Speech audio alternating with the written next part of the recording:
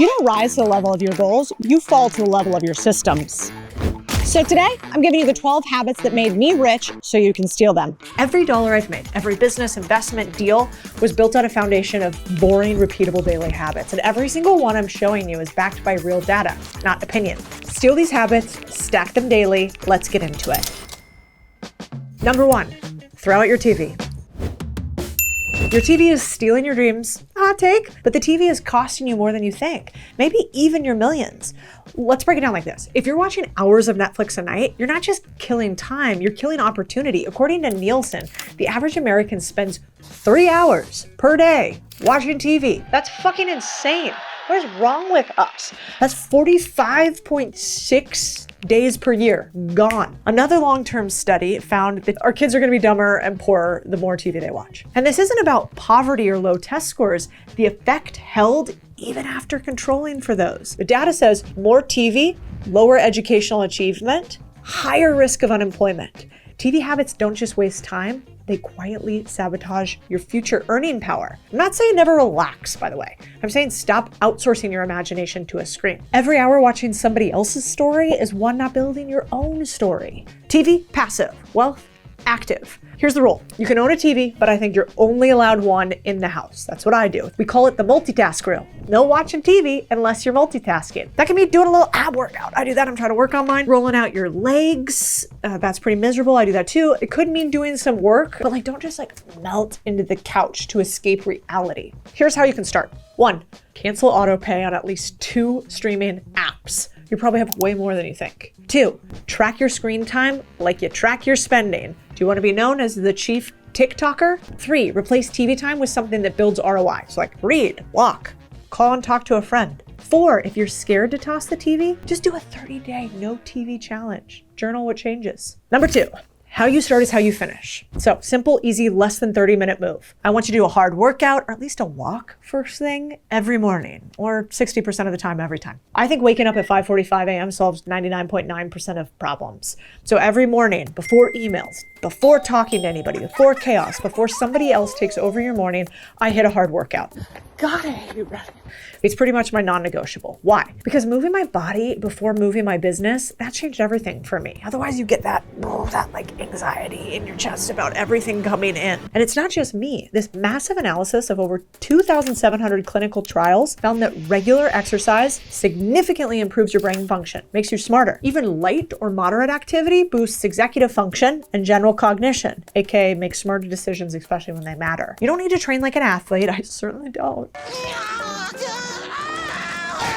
You just need to move. Basically, your brain and your body, they work better when they're both going, which means you're making more money too.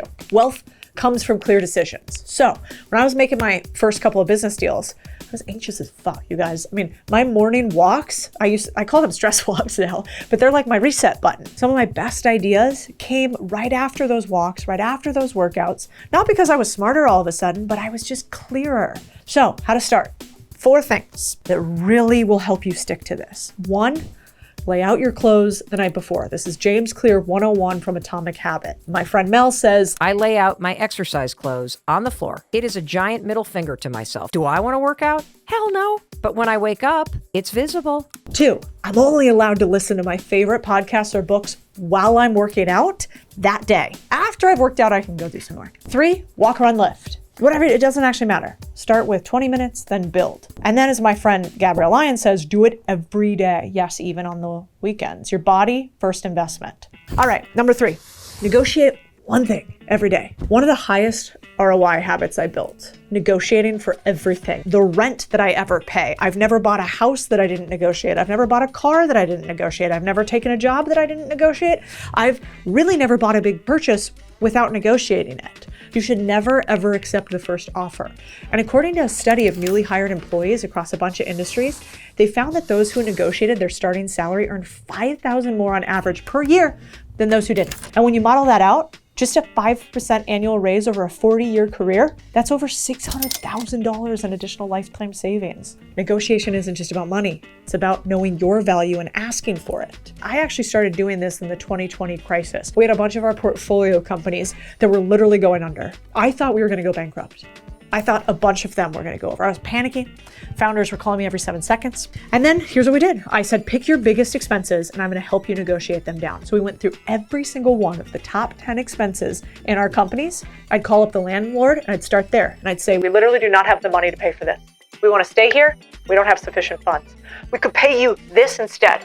And I'd shut up. The crazy part is this worked. $6.80, Freddie, you've won. So then I started doing it everywhere because I realized their margin is your expense. So how do you start? Practice really small, you guys. Do something really weird that my friend Noah Kagan taught me. Ask for discounts on coffees. Do it on internet bills. Use this line. Is that the best you can do? Know your leverage. Research before big conversations, jobs, raises, etc. What's market rate? Then also back it up. Like, what are you actually doing? Are you worth that? Or are you kind of a schlub? No, actually what your negotiating position is. Now, I want you to reframe this entirely. Negotiation isn't conflict. If you don't ask, you don't get, and rich people, they usually ask. Before we get into the next habit, let me give you a bonus one that made me and a lot of founders I know a lot more successful. Start before you're ready. Most people waste months, sometimes years, getting ready to start a business, perfecting the logo, tweaking the colors, obsessing over fonts. Meanwhile, the people who actually build wealth, they test, launch, learn real time. So here's the move. Stop overthinking. Get your idea live fast. And that's where today's sponsor, GoDaddy Aero, comes in. Aero is this new AI-powered tool from GoDaddy that turns your business idea into a real brand instantly. You type in what you want to build, and it spins up a domain name, a clean website, even your first marketing materials in minutes. You bring the idea, Aero builds the business. And then you can get back to doing the actual wealth building habits we talk about here: selling, testing, improving. So if you've got an idea sitting in your notes app, this is your sign to turn it into something real. Head to GoDaddy.com/Codie Sanchez to try Aero and get your idea off the ground today. Big thanks to GoDaddy for sponsoring this video and for making it faster to start than to scroll. All right, back to the habits. 4. Hang around people who have bigger bank accounts than you. You know, one of the simplest habits that made me rich, I just was like around a lot of people richer than me, and I still do it today. Not because I'm chasing clout, but because I'm chasing clues. If you're always the wealthiest, the smartest, the most ambitious in the room, you're in the wrong fucking room. I have this incredible study here from Stockholm that followed children from the 1950s all the way into adulthood and found out the kids from low-income families who had even one rich friend in school went on to earn more as adults than their peers who didn't. Their income was the same in their families. They just knew other rich people. That income bump was most significant for those who were poor. Just one privileged friend boosted their adult income ranking by 2 to 3 percentiles. What they believe is it's about access. Wealthier friends help expand your worldview, raise your aspirations, and connect you to people. Because rich people think differently. This doesn't have to become your best friend, but if you can spend more time with somebody richer than you, even just once a week, I think you're going to realize that they live slightly different than you. And you cannot attract what you are repelling. So get those negative thoughts about rich people out of your head. So how do you start? We're going to audit your circle. Ask yourself, are your 5 closest people pushing you forward, or are they holding you in place? I call these couch friends versus treadmill friends. Treadmill friends, when you're done with them, you're like, God, I feel good. I've been running. Couch friends, you're like, whoa, I am slumping. Which one of your friends would jump up and down celebrating because you became a millionaire even if they were broke right now? Which one of your friends would want to take your spot instead? Which one of your friends gets more excited than you do when you win? Girls, I'm going to Harvard. If they don't, are they really your buddy? Now, I want you to join rooms above your level. There are always business meetups, investor dinners, mastermind groups you can go to. Always look them up in your city. We have one at Contrarian Thinking. I like to ask this question to people wealthier than me too. What's the smartest money decision you've made recently? And shut up and listen. Now, don't fake it. Show up as a student, not a show off. My rule of thumb is if they have more money than me, I'm largely listening.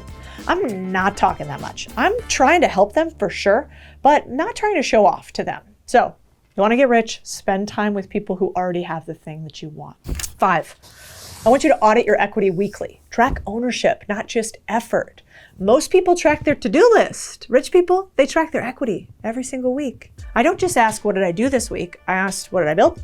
What do I own more of? That's the difference between a worker and a wealth builder. So data shows that the top 1% hold 40 to 50% of their total wealth in private businesses. And for the top 0.1%, that number is bigger than 50%. Okay, so how do you track your wealth? I want you to think about it weekly. because you stay focused on the things that matter. You make smarter decisions with your time. You stop mistaking activity for progress. Busyness is not being good in business. And this may be crazy, but I do a personal profit and loss statement, or what's called a P&L statement. It means I track how much I'm worth and what my liabilities are, what my expenses are. Am I growing? Am I stagnating? Am I losing money? Just like a business. Now I have a chief investment officer that does this for me. He makes hundreds of thousands of dollars just managing my money. And this is normal for rich people. They actually have somebody else watch their money like a kid. So how do you start? Create a simple Google sheet, Excel spreadsheet, columns, asset, type, value, change, notes, things you need to know about it. You track your equity you own weekly, and this could include stocks, business ownership, real estate, crypto, IP, rev share. It could include your income. Then set a recurring 15-minute calendar event. I like Sundays. I ask, did I grow this week or am I losing? What if your calendar is actually keeping you broke? So we've audited equity, tracking what you own. The second audit that really decides your net worth, what are you doing every day? Because money is a reflection of equity, but equity is built with time. So how much are you on Instagram? How much are you on TikTok? How much are you on YouTube? Not on my channel, you can be here. If you are sitting around, you need to track every single day. And I hope that you follow along with us and you share this with a friend and you hold each other responsible for the time that you spend consuming as opposed to creating. Because rich people treat their time like capital. They spend it only where it compounds. They only do things that make them more money. They don't pour it into distractions. So after I started tracking my equity weekly, I thought, wait, what if I track my calendar the same way? Now every Sunday, I run a brutal time audit. How do you start? Open last week's calendar, assign codes. Green makes you money. Yellow, I don't know. Red makes me miserable or makes me lose money. Then I want you to kill or delegate one red block this week. Protect your green time like it's sacred, because it is. Every day you should be doing something to make you money. And then repeat every Sunday, 15 minutes. Pay attention to your money like a mistress, because if you don't, she'll leave you. Goodbye. Okay, delete, delete, delete. I want you to swipe less, man. I want you to delete most of the apps and buy back your brain. Study after study shows that people who significantly reduce their social media exposure have sharper focus, better mood, they're happier, and less stressed. 1 week, you guys, and you're a different person. Your attention is going to improve. You're less emotionally scattered. The catch, for me at least, tiny cuts don't really work.